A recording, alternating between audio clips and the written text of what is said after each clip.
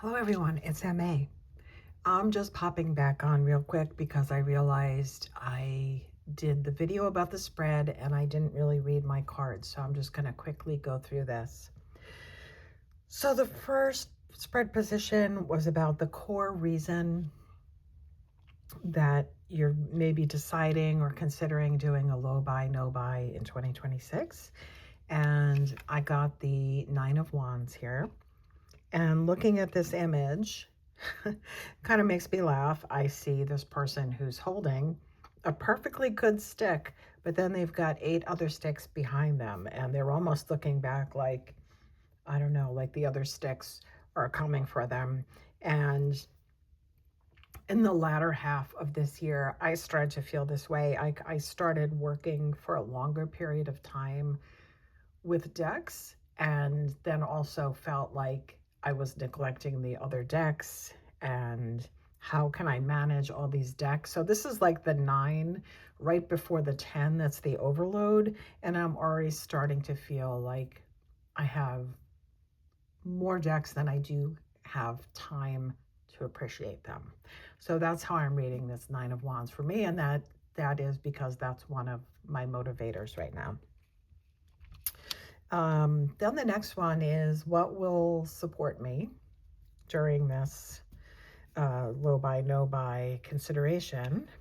And I've received the Empress, which I'm reading as, being very nurturing and kind to myself and approaching this with loving energy. And I think with a positive energy. And that seems to be what drew me into coming up with this list and starting to make a couple of videos, is rather on focusing on the what not to do, I'm focusing on what are some things that I can joyfully do instead.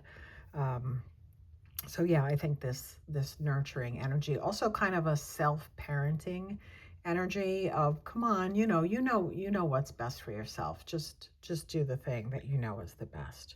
So this is my support figure, like a mother goddess too.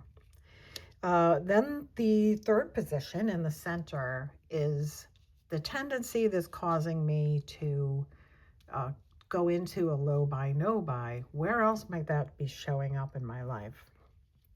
And I've got the Eight of Pentacles here.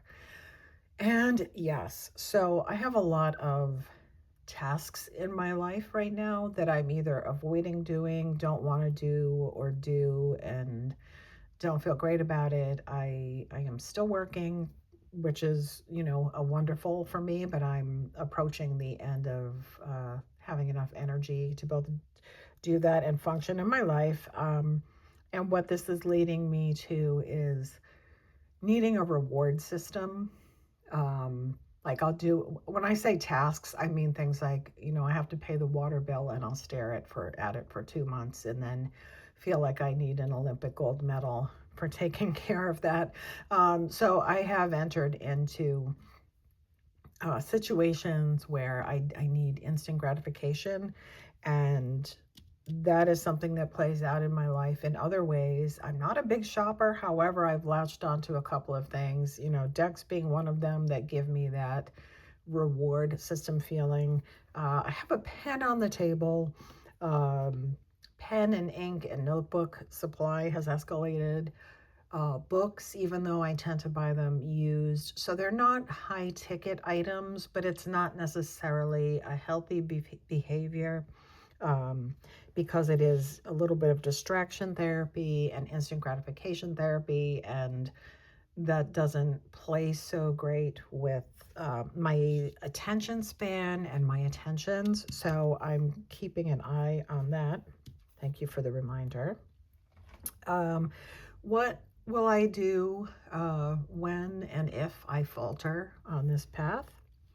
I've got the Moon card here, and I'm taking this to indicate, with all the tarot and other work I've done recently, I hope that if there's a faltering, I can just face it without shame and self-recrimination and just take the lessons from it as such as they are, without a lot of judgment, just with acceptance, and then reset and decide what the next step is. Where are we going, right? And then the last position was about when there's an urge or a desire for the new deck, to treat it as energy and how we might harness that energy. How might I use that energy for something other than purchasing the deck? And I have the Ace of Swords, which I'm taking to be kind of like use it as a point of inquiry. Like, what drew me to the deck? Is it a field of study? Like, write things. And when I get the Ace of Swords, a lot of times it's saying to me, write it down. So is it a field of inquiry that I don't need to use a deck to pursue? Is it an artist's work that I can go follow them on Instagram or be interested and curious about them instead of buying the deck? Like, what is it that drew me in? In some ways, like, is it a deck I should be creating or thinking about, or and what deck does it remind me of? Like, write it down. What is drawing me in, and how can I satisfy that hunger in a different way? So yeah, I hope you, consider using this spread if it's relevant to you. I have a feeling this will be an extremely unpopular series of videos. I do know which videos do well, and that is when we're showing our decks. And that's not where I'm going to be dwelling for a little while, I think. So yeah, hope you're playing along. Again, if you've got tips, tricks, and activities, feel free to use the hashtag. I'd love if you did. And see you later. Bye.